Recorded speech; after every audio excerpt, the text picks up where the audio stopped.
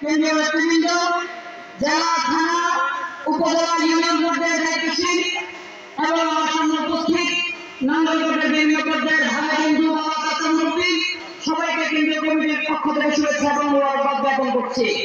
আল্লাহ তাআলার শুকরিয়া যিনি আমাদেরকে আজকের এই গণসমাবেশ সফল করবার লক্ষ্যে আশার আলোচনা শোনার এবং পড়ার সুযোগ করে দিয়েছেন, শুকরিয়া দান বলছি আলহামদুলিল্লাহ। সংগ্রামী উপস্থিতি, দীর্ঘক্ষণ আলোচনা শুনেছেন। আলোচনায় দেশের সামগ্রিক সংকট, তা থেকে উত্তরণের বিভিন্ন উপায় বেরিয়ে এসেছে। আমরা যারা এখানে উপস্থিত আছি, আমরা যুবক, আমরা তরুণ, আমরা বড়, আমরা বয়স্ক, প্রত্যেকটা বয়সের একটা চাহিদা আছে, প্রত্যেকটা পরিচয়ের একটা দাবি আছে। আমরা যারা এখানে উপস্থিত আছি, আমাদের সামগ্রিক বড় ধরনের দুইটা পরিচয় আছে। একটা হলো আমরা দেশের নাগরিক বাংলাদেশি, আর একটা হলো আমরা সবাই ধর্মের মুসলমান। বেশিরভাগই আমরা এখানে যারা উপস্থিত হয়েছে আমরা মুসলমান। একজন বাংলাদেশের নাগরিক হিসেবে, বাংলাদেশি হিসেবে এই দেশ আমার কাছ থেকে কিছু একটা চায়।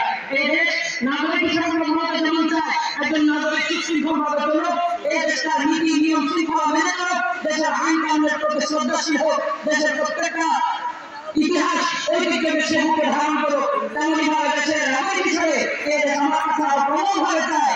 যদি দেশ কোন সংকটের মুখোমুখি হয়, তাহলে সংকট থেকে উত্তরণের উপায় নাগরিক বের করে নিয়ে আসুন।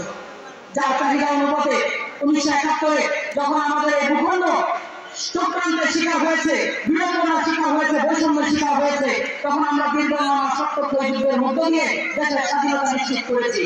তার আগে যখন এই ভারত এবং বাংলাদেশ ব্রিটিশ ঔপনিবেশ দ্বারা আক্রান্ত ছিল, ব্রিটিশ ঔপনিবেশিকরা আমাদের এই ভূখণ্ডে এসে ঔপনিবেশ শাসন করে ব্যবসা নামে যখন তারা জুলুমের স্বর্গরাজ্য প্রতিষ্ঠা করেছিল, তখন আমরা ব্রিটিশদেরকে বিতাড়ন করে আমরা স্বর্গীয় আমার ভূমি গড়ে তুলেছিলাম।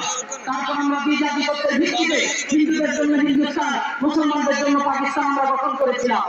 1947-এর পর যখন পাকিস্তান গঠিত হয়েছে, কথা ছিল ইসলামিক রিপাবলিক অফ পাকিস্তান গঠিত হবে, ইসলামিক কনস্টিটিউশনের মধ্যে পাকিস্তান শাসিত হবে।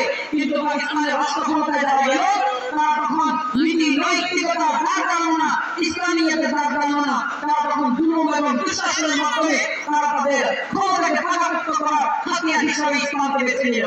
যার ফলশ্রুতিতে 25 বছরের ব্যবধানে আমাদের 2000 কিলোমিটার দূরত্বে বাংলাদেশের মানুষরা তারা ভাবনা করে লড়াইতে নামতে হলো, তারা তাদের নির্বাচিত সরকারকে ক্ষমতায় দেখবার লড়াইতে নামতে